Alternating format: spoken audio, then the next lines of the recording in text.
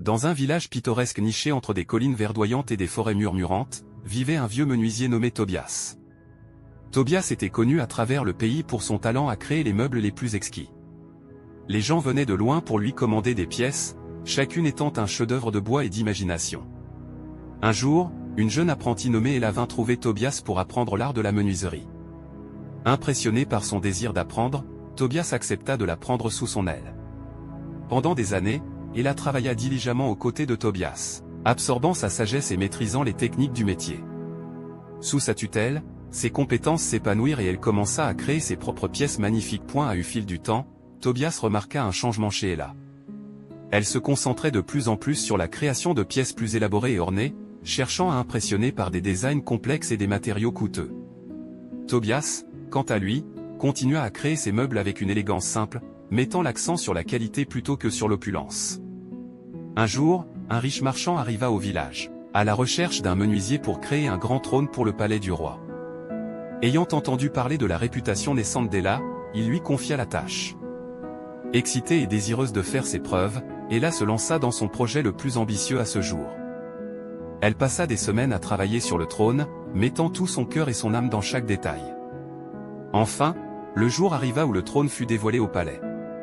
Le roi et ses courtisans le contemplèrent avec admiration pour sa beauté et son extravagance. Ella rayonnait de fierté en recevant des louanges élogieuses et des récompenses généreuses du marchand reconnaissant. Pendant ce temps, Tobias continuait tranquillement son travail dans son humble atelier. Il fut approché par un humble fermier qui admirait les chaises simples mais solides et les tables de Tobias. Le fermier avait besoin d'une table robuste pour sa famille grandissante, et il faisait confiance à Tobias pour créer quelque chose de durable et de pratique. Tobias accepta la commande avec sa modestie habituelle. Il passa des jours à choisir soigneusement le bois et à façonner la table avec ses mains expertes et son regard attentif. Lorsqu'elle fut terminée, le fermier fut enchanté par la qualité de l'artisanat et sa durabilité. Il remercia chaleureusement Tobias, sachant que cette table servirait sa famille pendant des générations. Au fil du temps, Ella continua de recevoir des commandes pour des pièces grandioses et extravagantes.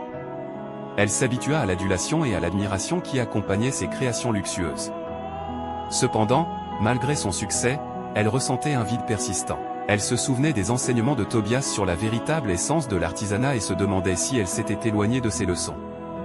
Un jour, elle rendit visite à Tobias dans son atelier, cherchant réconfort et conseil. En discutant avec lui, Tobias lui rappela doucement la joie de créer avec simplicité et but.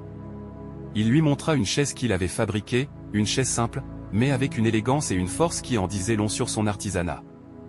Réfléchissant aux paroles de Tobias et voyant son travail, Ella comprit enfin la leçon qu'il avait essayé de lui enseigner depuis le début. Le véritable artisanat ne consistait pas à impressionner les autres par la grandeur et l'extravagance, mais à créer quelque chose de significatif et d'endurant. Inspirée par la sagesse de Tobias, elle retourna à son atelier avec une nouvelle énergie. Dès lors, Ella commença à insuffler à ses créations une combinaison d'élégance et de simplicité.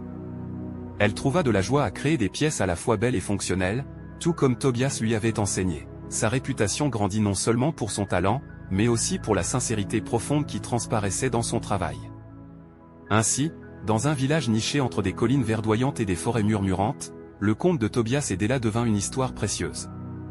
Il enseigna aux villageois que le véritable artisanat ne réside pas dans la grandeur des matériaux ou l'extravagance du design, mais dans la passion, le soin et le but avec lesquels chaque pièce est créée. Leçon, le conte de Tobias et d'Ella nous enseigne l'importance de rester fidèle à l'essence de notre métier et de trouver la joie dans la simplicité et le but, plutôt que de courir après les honneurs superficiels.